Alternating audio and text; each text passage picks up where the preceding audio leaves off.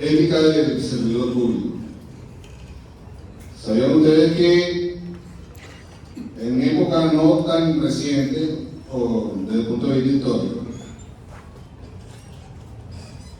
la Segunda Guerra Mundial fue primero signada por un marco legal, es decir, una sociedad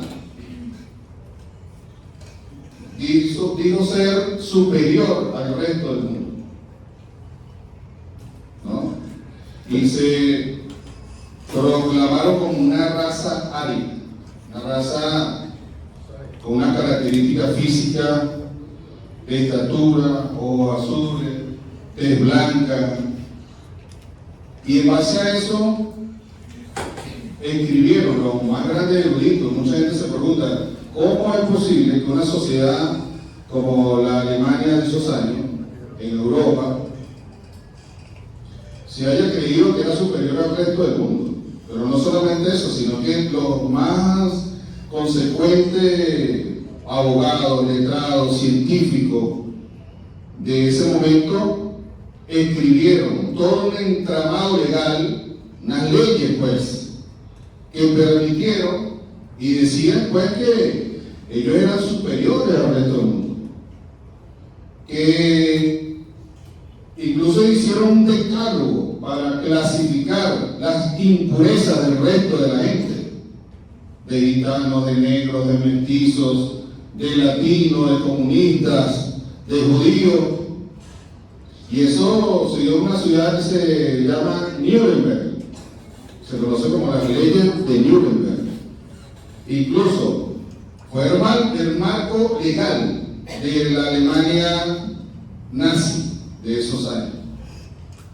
Era tanto la legalidad de eso, basada en la ética de lo que ellos creían, de lo que ellos se creían, basado en eso, hicieron un concurso, una licitación, y buscaron a las empresas más grandes de entonces, de Alemania, para ver cuál de esas empresas era mejor matando gente. Es decir, ellos tenían que eliminar, la meta era eliminar 50 millones de personas, de judíos de esa clase que era impuro para ellos. La meta era eliminar 50 millones anuales, por año. Hicieron una licitación, las empresas presentaron sus propuestas, ¿no? Ganó una que hoy se conoce como Bayer, en ese momento tenía otro nombre, esa ganó esa empresa. Y esa empresa ganó con el plan de los trenes con gas. Y ejecutaron una primera etapa y asesinaron a más de 10 millones de personas. Y ellos creían que eso estaba correcto, que eso era correcto. La sociedad entera, a través de la ética que se le inculcó, a través de la ideología, creía que estaba bien. Eso ocurrió en Europa hace 70 años, 75 años más. Fue real, muy real. En América, con esto, cuando los españoles dicen que nos descubrieron hace más de 500 años, llegaron aquí y se consiguieron una cantidad de personas que su ética de conquistador dijo, no, eso no son seres humanos, son cosas. Y por lo tanto, había que exterminarlas. Los datos más cercanos a la realidad dicen que en un año, llevaron el 90% de la población de indígenas de esta tierra americana, que hoy se conoce como América. Alrededor de, los historiadores no coinciden mucho en la cifra, pero una cifra entre 60 y 90 millones de muertos en esos años. Solo el 10% de la población indígena quedó viva para reproducción, sobre todo mujeres, y pues incluso los españoles tuvieron que traer mano de obra esclava a esta tierra para que pudieran pues hacer la reproducción de las minas o buscar el oro, y posteriormente cuando se dieron cuenta que eso no existía el oro como ellos creían, entonces bueno, las hacían, caña de azúcar, el oro blanco, el azúcar, tabaco, todas esas cosas. Pero si vemos a fecha más reciente, hoy, en estos días, ahorita en octubre, en mes de octubre se cumplió un año que Israel, de acuerdo a su ética, a la moral de esa sociedad israelí, ha bombardeado a un pequeño país, lo que queda de eso, Palestina, y una área que se llama la Franja de Gaza, que más o menos tiene el tamaño de La Guaira, un poquito más pequeño. Y en un año han bombardeado toda esa zona y han asesinado a más de 40.000 personas. La mitad de ellos, mujeres y niños. Todo porque tienen una ética de la dominación. Vean lo interesante, el tema de la ética se ha estudiado durante miles de años. Y en este conversatorio, esta facilitación del día de hoy, vamos a tratar de desentrañar algunos conceptos que tienen que ver con la ética, con la moral y con el ejercicio de lo que es la moral en una sociedad para eso. Soy el profesor Palma y vamos a ver algunas láminas para eso. Educación, educación, educación. Es allí la base fundamental de la conciencia, del despertar de una revolución. Lo decía el comandante Chávez, nosotros estamos convencidos de eso. Estos espacios son para eso. Y le decía a nuestro director general Enrique Quintana, de la Oficina de Recursos Humanos, de Gestión del Talento Humano, y el equipo del Frente Socialista de Trabajadores, que con el personal que asistió el día de hoy y algunos otros, vamos a profundizar estos temas a través de un aula virtual de la cual nosotros llevamos. Yo particularmente doy clases con esa aula a nivel universitario de posgrado, pero también hemos dado clases a miembros del Consejo Comunal, Contraloría Social. Hemos dado clases por esa hora y la experiencia ha sido muy buena y podemos masificar estos conceptos. Así que a partir de hoy vamos a empezar a diseñar esa obra, va a estar lista pronto y vamos a informarle por su teléfono y por su correo electrónico que usted está ingresado en esa aula y vamos a comenzar un curso virtual sobre el tema de la ética del servidor público. Porque todo está montado sobre la conciencia que produce el estudio, que produce la educación y conforma una ética. La ética, decían los antiguos filósofos en Grecia, Atenas, que es lo que rige la conducta de un individuo, la ética. Y la moral es lo que rige la conducta de toda una sociedad. Y toda una sociedad, a través de las creencias, de la educación, de su cultura, se va moldeando y va diciendo lo que es bueno y lo que es malo. Por ejemplo, en época de esa... Adelante, Enrique. Muchas gracias.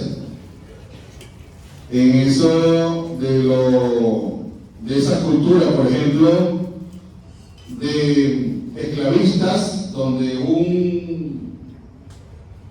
un pueblo subyugaba a otro pueblo, lo hacía esclavo de sí mismo para servirle a ellos como sociedad. Bueno, esa sociedad moralmente era bien visto, era lo correcto, porque cada individuo tenía una ética de la dominación que se impregnaba a toda la sociedad, y por eso que la sociedad estaba de acuerdo con tener esclavos. Estaba de acuerdo con que un esclavo, cuando ya se enfermaba o no necesitaba o ya no podía ser útil para la tarea que se le asignó, entonces sencillamente lo mataban y lo tiraban en un foso común. Por ahí hay la historia ha descubierto fosas comunes en los tiempos de la esclavitud, donde sencillamente como un animal, pues, se despreciaba a ese ser humano, pero era bien visto por la ética que tenía entonces esa sociedad. ¿De dónde viene? Los grandes genocidios que se han cometido en la historia de la sociedad humana. Entonces veamos algunos principios que debe tener una ética realmente para la vida.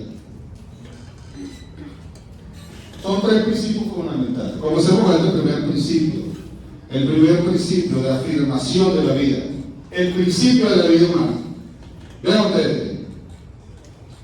Un ser vivo está comprobado científicamente que necesita, tiene varias necesidades. Hay 4 necesidades básicas para que un ser humano, un ser vivo, en este caso nosotros, podamos vivir. 4. La necesidad de alimentarnos, de comernos. Nosotros todo el día quemamos calorías y las debemos reponer a través del alimento. Si no comemos, entonces morimos. Entonces es necesario el alimento para la vida. Otra necesidad fundamental es el agua. Necesitamos tomar agua. Nosotros, nuestro cuerpo, como seres humanos, compuesto por más del 90% de agua, necesitamos tomar agua, hidratarnos para poder seguir viviendo. Si no lo hacemos, morimos. El vestido para la protección del ambiente, de los riesgos del ambiente, el vestido, el calzado, cubrirnos de esas necesidades, no solamente directamente personal, sino también de las necesidades del clima, todo el medio externo. Y necesitamos entonces el vestido y el abrigo. Son 2 necesidades que se juntan con la de comer y de tomar. Con esos 4 elementos, el ser vivo vive, la persona vive, el ser humano existe. Lo demás es complemento de estas 4 necesidades que tienen diversos satisfactores. Entonces, cuando nosotros decimos que el primer principio de una ética tiene que ser la afirmación de la vida, es que la gente, el pueblo, desde que es sociedad, se organiza para satisfacer esas 4 necesidades: la alimentación, el agua, el vestido y el abrigo inclemente. Son esas 4 necesidades. Y cuando la gente se organiza para eso, se conoce como la comunidad política, como la sociedad. Es decir, de ahí es donde viene el concepto de política. La organización de los seres vivos para satisfacer sus necesidades. Y nosotros decimos que la ética de esos seres vivos, de esa organización política, de esa comunidad política, tiene como primer principio la afirmación de la vida. Yo hago esta organización y me organizo con mi gente para vivir. Como segundo principio, ¿cómo hay que afirmar la vida? Los nazis creían que como ellos eran superiores, las razas inferiores no tenían derecho a la vida. Por eso crearon todo ese compendio de leyes que le decían a ellos, pues, que podían asesinar. No solamente asesinar, porque también necesitaban mano de obra barata. Y algunos lo que hacían era castrarlo, ¿no? Para que tuvieran descendencia. Y eso pues ocurría en ese decálogo, en esas leyes que ellos tenían. Entonces la afirmación de la vida, si yo afirmo el principio de la vida de la humanidad, el segundo principio es el respeto de la vida del otro. Yo no necesito eliminar a otro ser humano para afirmar mi vida como tal. Eso es un segundo principio.